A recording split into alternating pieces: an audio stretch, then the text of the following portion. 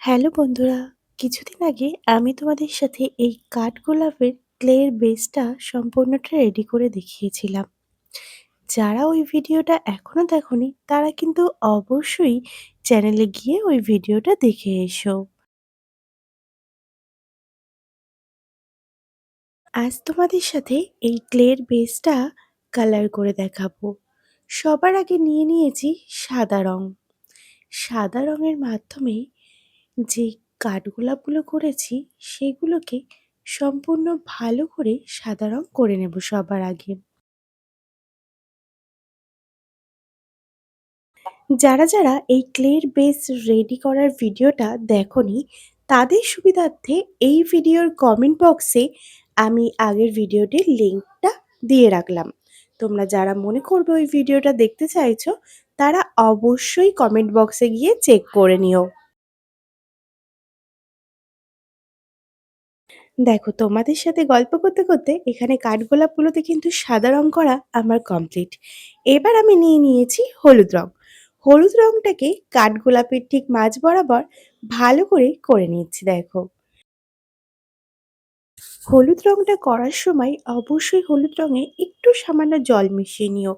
তাহলে রংটা পাতলা হলে সাদা রঙের উপর থেকে মাঝ বরাবর করতে আর এবং সাদা রঙের সাথে এটাকে একটু মিক্স করতেও তোমাদের সুবিধা হবে।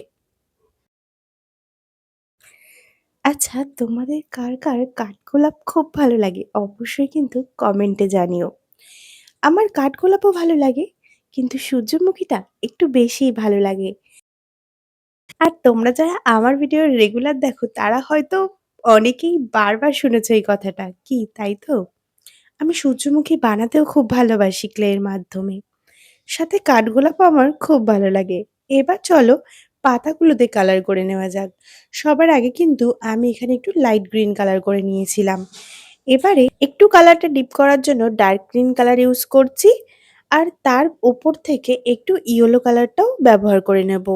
কারণ পাতার কোনো অংশ আমি একটু হালকা কালার দেখিয়েছি এবং কোনো অংশে একটু ডার্ক শেডের উপরেও দেখিয়েছি।